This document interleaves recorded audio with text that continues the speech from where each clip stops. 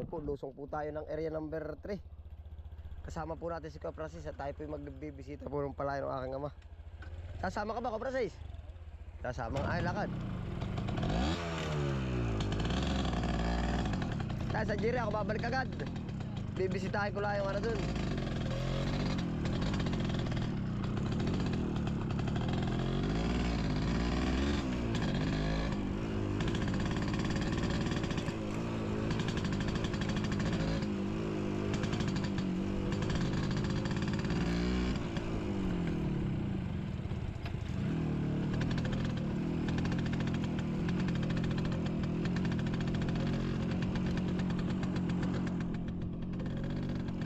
Hindi po nakalusong ang aking ama.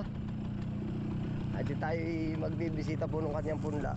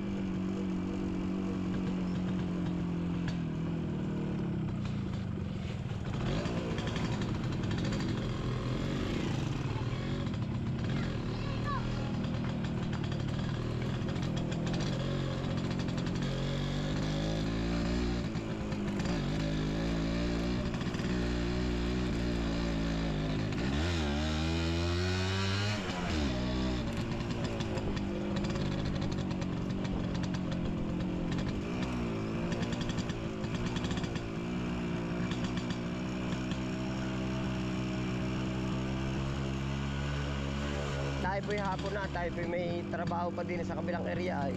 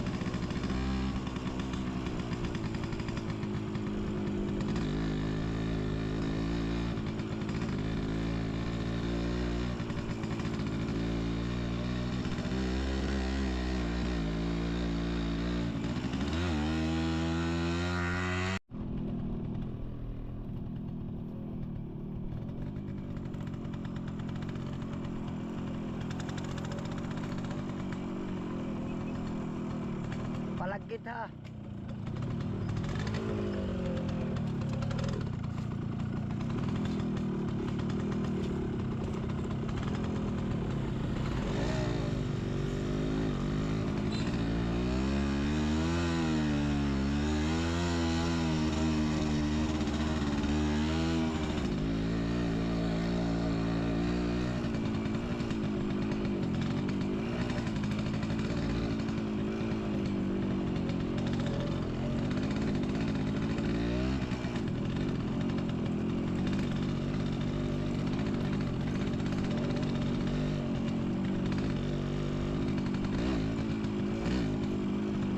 Oy! Oy!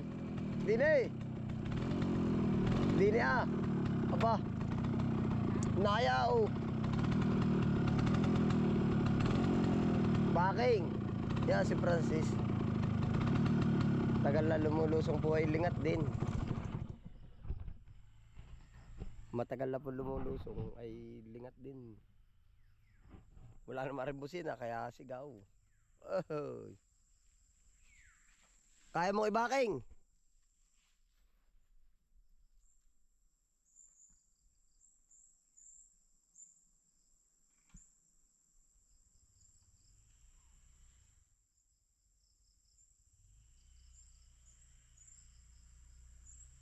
Sasama daw po ay nakamotor siya. Hindi tanda, pare ko. Ay. Limot ka ba? Limot nga daw.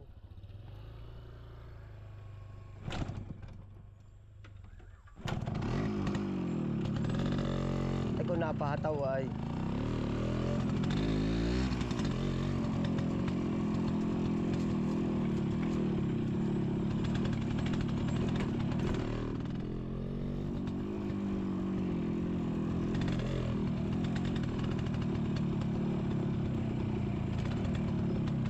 Diyan na, tambay ka na dyan.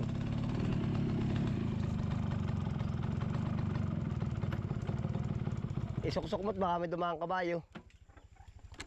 Nandito na po tayo.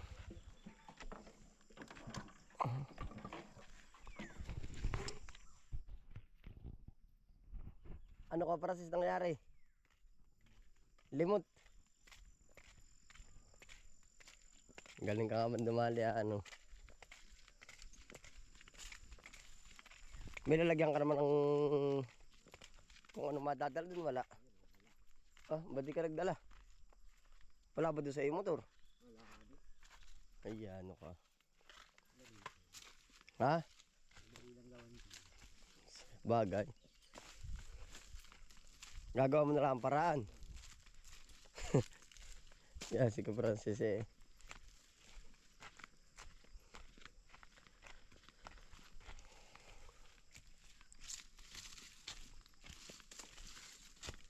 Yan, sarap maglakad bagay ganitong walang putik ano. Kaso naman balda ka mo ang halamanan. Pagka ganito.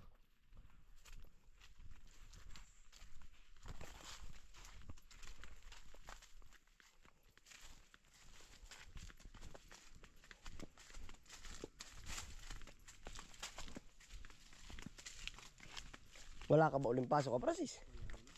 Ilang araw ka wala pasok? Ibig sabihin pang umaga ka na uli bukas.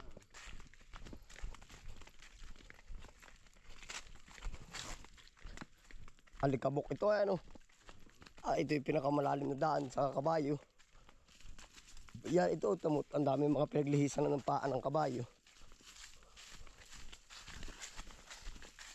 Pag tag-ulan, tabsakan.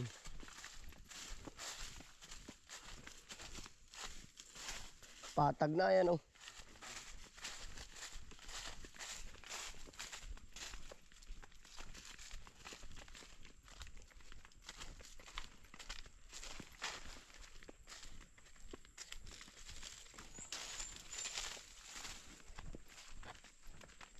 Nakakaawa rin pala yung mga orchids eh, ano.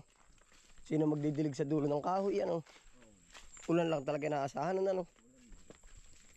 Paano kakaya mga ibon din na iba, din lilipad sa tubig, ano.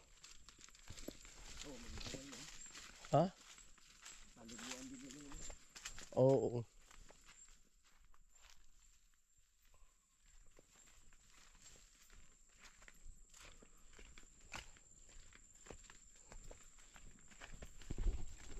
Magbibisita po kami ng punla.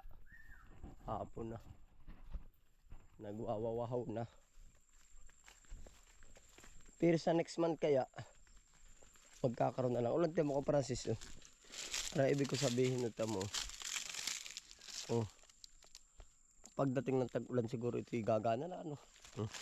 Makakuha ka na ulit ng binhiyan. Hindi ibig sabihin na patay sila yung mga ganito ba. Sa tindi ng init ano.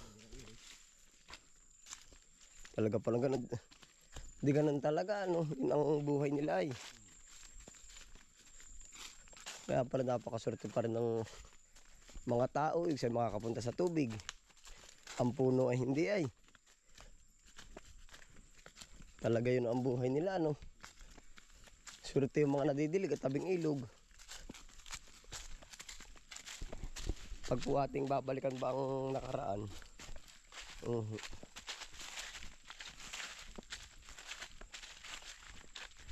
Ganun yung nangyayari.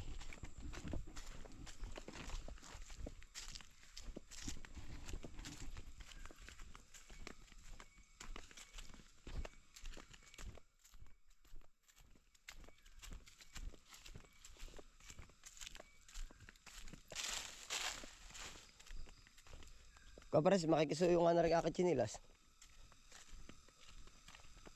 At gawa na ako didiretso na dun sa may punla. Nakay po, pupunta. Antay mo na ako dun sa gilid ng kubo. Ha! Didiretsuin ko na rin punlang isa. Bago ko mabila. Nakay po.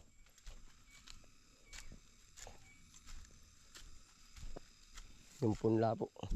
Binilin po ng aking ama ay di makakalusong ay hapon na rin po naman nagkaalaman. Sabi ko, hala, siya. Sige.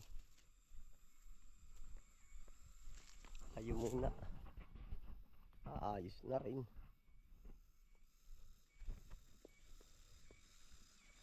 Oh. Ito po yung malalim. Kaya po siya hindi madaanan ng hand tractor.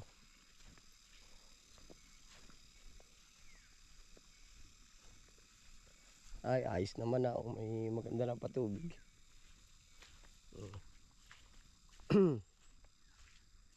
Tingnan daw po ang tubig. Ay, ayos na. Hindi po nakalusong.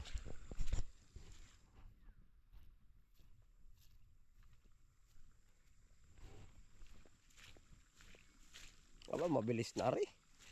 10 araw pa rin pinakamatagal hanggang 5. Pinakamaaga pa rin sa 5 days. 10 pinakamatagal. Opo, yan. Area number ano po ito? Number 3.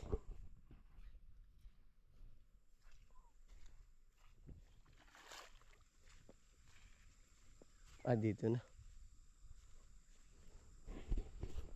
Tatay, okay na po rin iyong pamunla. Okay na, okay na.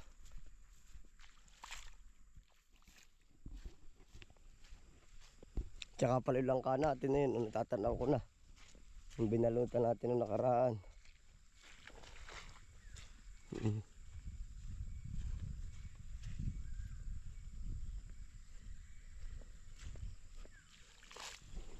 Pero dati po, nung sanay na kami dito, nung dito po natira. Pero nung dati po na dito nga kami natira, sanay kami na kung kahit ganitong hapon na po ngayon, ayan, no? Hapon na. Natatandaan ko, nagpaparakain na kami nila nanay ng baboy. Maliliit pa po kami nun, di kami mga dalang galon na tinatabo sa balon. Tapos, ang tatay po, nung panahon iyon, minsan dumadating yung mga alas 7 ng gabi. Mga hanggang minsan alas 8. Upo. Galing sa pagkakabayo po. Pagkakarga. Tapos, tanda ko, sa madaling araw, maaga rin siyang umaalis. Siguro mga alas 4 po. Mga 3:30. Nagagayak na ho. Ganun po. Kumbaga naaalala ko lang. Gawa nung yung panahon ba. At yung oras. Opo, yan. Laging diretso din sa pinyahan na pagka lumusong din Ang bilin lang ngayon punla, pati pinya Ang bilin lang po sa akin punla, pero pati pinya arangkada din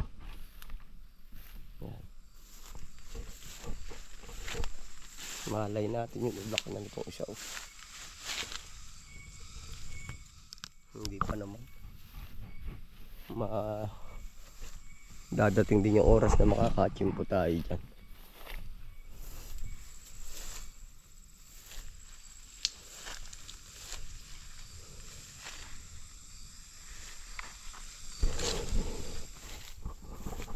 Wala pong pinya.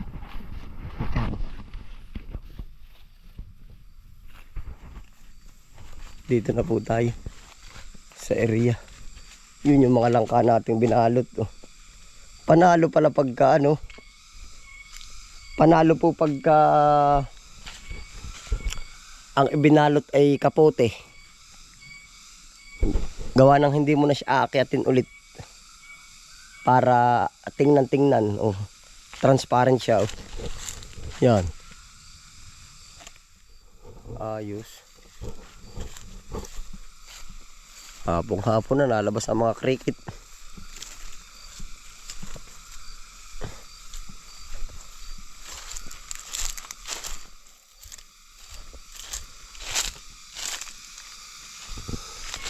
Oh.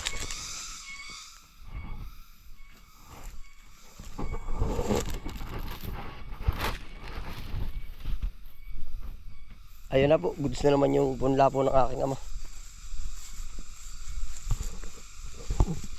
Salamat po sa inyong pagsama. Ingat po ang lahat. Happy lang po. Bye.